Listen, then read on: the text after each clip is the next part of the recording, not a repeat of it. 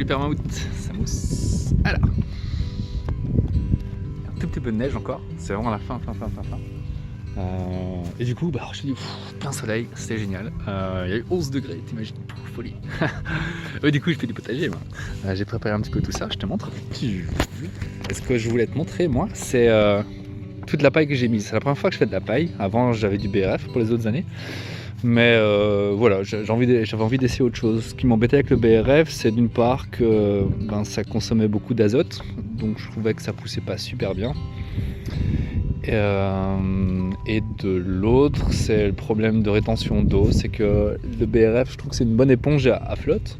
Du coup, quand il pleut, ça va absorber toute l'eau, génial. Sauf que l'eau, elle va jamais passer en dessous, elle va jamais atteindre la terre.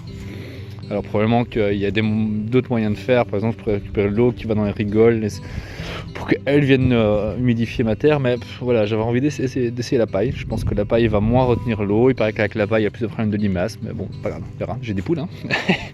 Les poules elles viendront manger les limaces s'il faut. Voilà, moi ce que je voulais te montrer, c'est que toute la paille que j'ai mise là et que j'ai mise là, et un petit peu là, c'est une seule botte, comme ça.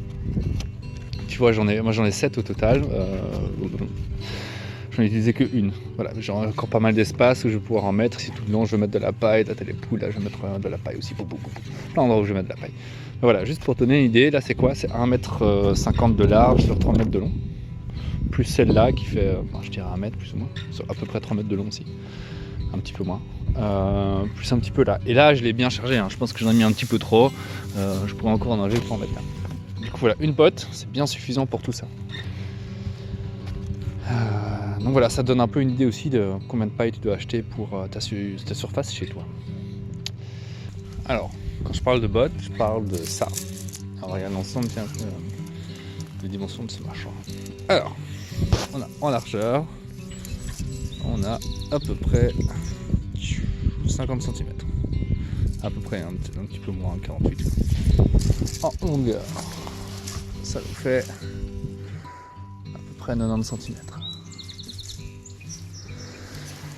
Et en profondeur, on a 37, 36, 37. Voilà. Et après, toutes les bottes, ça va pas non plus, hein. Si tu regardes celle-là, tu la compares à celle-là, c'est pas tout à fait la même chose. C'est pas tout à fait la même chose au niveau de la densité aussi. C'est vraiment une approximation que je te donne. Un truc que j'ai envie de te montrer aussi, c'est hier, je te montrais cette plate-bande-là. Il y a de la paille, bien sûr, mais pas que.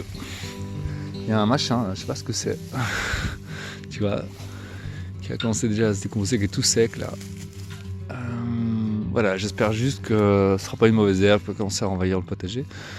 Donc quand tu achètes ta paille, fais gaffe aussi. Je pense, voilà, je sais pas, donc je peux pas te dire avec certitude que c'est bien ou c'est pas bien.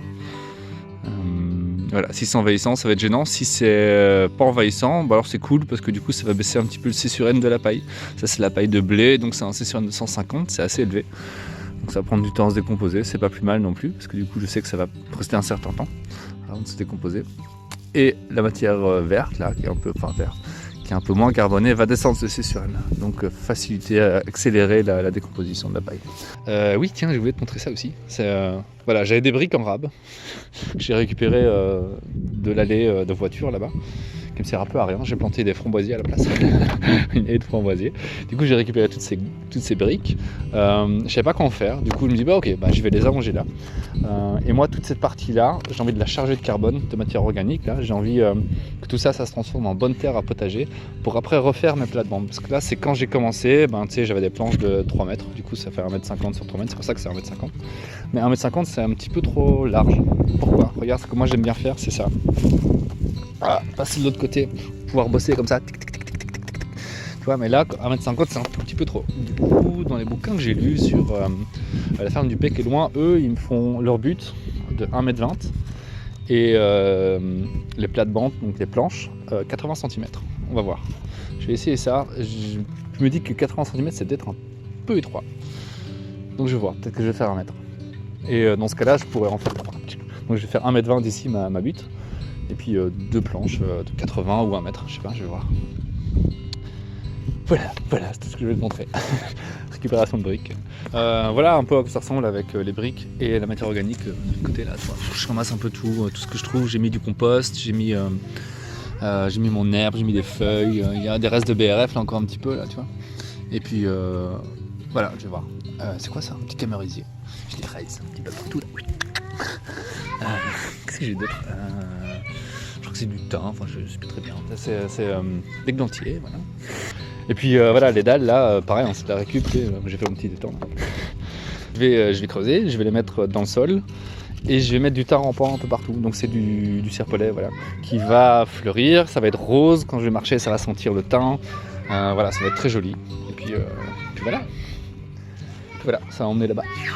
Et puis j'aime bien les courbes, tu sais, je voulais pas faire une ligne droite. Petite courbe. C'est tout. Coucher de soleil.